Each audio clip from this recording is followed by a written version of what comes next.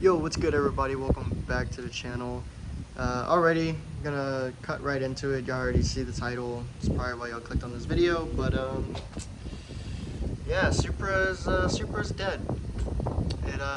It blew up.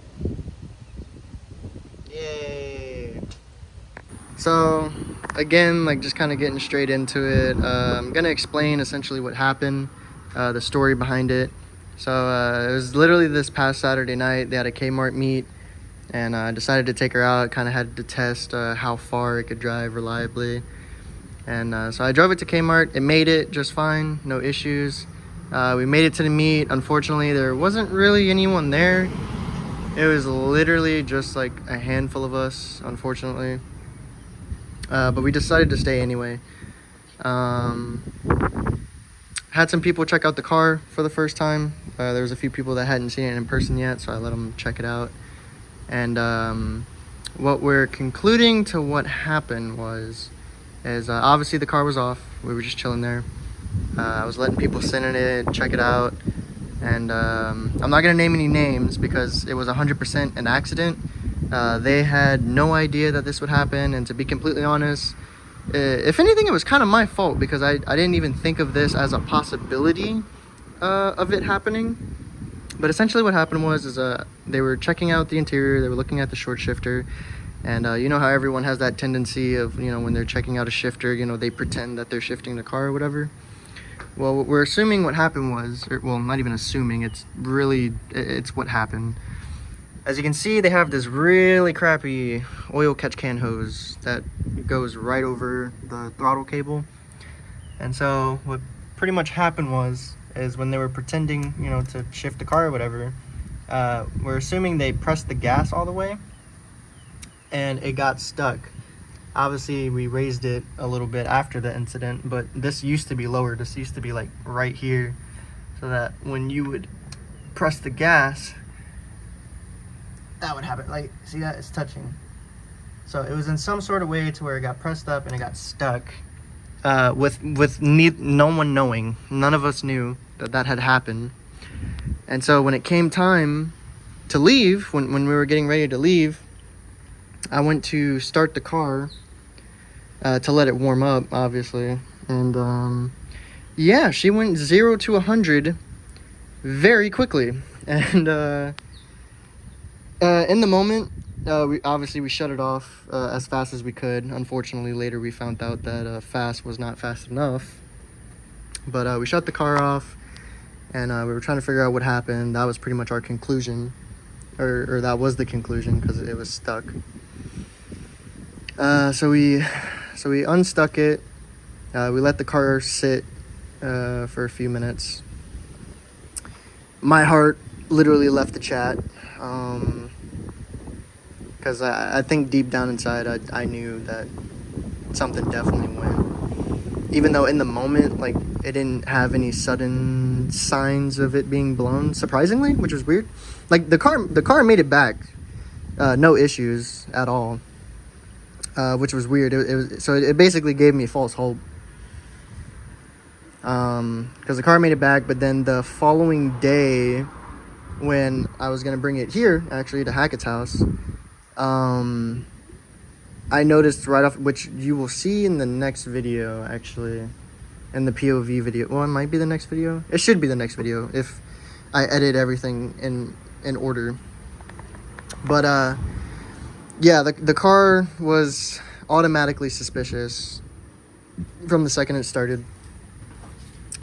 And yeah, actually perfect timing now that you're here, because I'm getting to the part where you heard it knocking at the stop sign.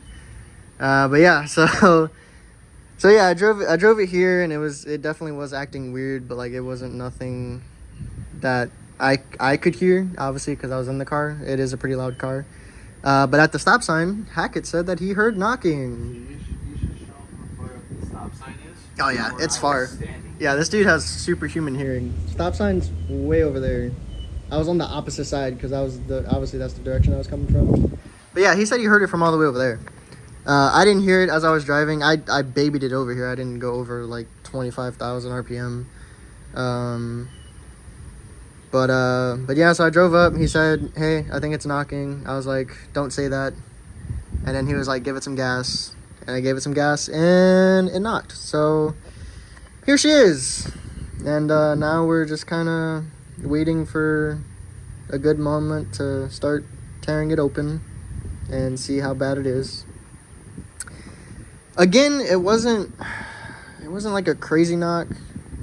Like, it didn't knock at, or well, I mean, You didn't even run it up that high though. As soon as you touch the throttle, it knocks. I mean, yeah, but in comparison to like other rod knocks that we've heard, it's a little bit tamer, I guess you can say. Yeah, Cameron's was pretty good. Yeah, his was. His was that high. Yeah. So basically, we're hoping that it's not as bad as far as rod knock goes. Which, I mean, there's really not much. Let's just hope it's not rod knock. Yeah. True. Just hope it's lifted knock or something. Yeah. Yeah, because, I mean, if there is any good news that came out of this, I mean, one, the car didn't absolutely detonate on the spot, which was nice, because obviously, like I said, it made it back. That's I couldn't tell you back anyways. Yeah. So it didn't blow up on the spot. From what we were able to tell from like initial diagnostic, I guess you can say, it's not bottom end, which is also nice because I definitely wouldn't be able to get any of that stuff here. So yeah, so we're gonna take the gamble, and we're gonna try and open her up, and hopefully it's something that I can either acquire easily or already have, which I kind of doubt. I don't think it's gonna be anything I already have. Probably not. But hopefully it's something that I can get relatively easy and won't be too hard to fix. But yeah, it was literally that simple. It was an honest accident. I mean, like I said, if anything, it's actually kind of more my fault because I should have thought of that happening, but I didn't. No one ever does. And yeah, I mean, especially nowadays because most cars don't even have manual throttle body. anymore. Yeah. So it was an honest mistake. I mean, it sucks. Stuff happens, but yeah, I don't know, regrets, but whatever. But yeah, so that's pretty much it. That's just trying to make this kind of quick. I'm trying not to make this a long video because it really doesn't need to be.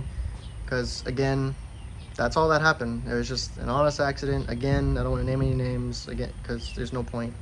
I'm trying not to repeat myself, but I notice I'm doing that by accident. But yeah, so super sick project continues, unfortunately, but oh well. It is what it is. Things happen again. It's all part of the game. You break stuff, you fix it, and you hope that you don't repeat it. But yeah, so we'll see. The next video should be the POV drive, which was literally me bringing the car here. So it'll have a lot of edits talking about stuff in it. And then the next video after that should be us starting to tear into the engine, which I'll try to document as good as possible. I'm not good at documenting like long stuff like that. Yeah. So I'll try to do it as best as I can. I know there's not a lot of stuff regarding the 7M anymore, so maybe it'll be useful to people trying to save these cars. Hashtag save the Supra. Yeah, so I'll try hashtag save the Supra. So I'll try to document it as best as possible. It's always been a struggle for me, but I'll try. So with all that being said, Fuck you. I don't think you have anything. Well, yeah, so that's it. So I guess hopefully y'all look forward to this new adventure of fixing all of this. So yeah, if you liked the video, leave a like. If y'all want to follow the second rebuild for this engine, Probably more than the second. But yeah. probably, maybe, I don't know. Anyway, if you want to follow the car, subscribe, and yeah, see you on the next video. Peace.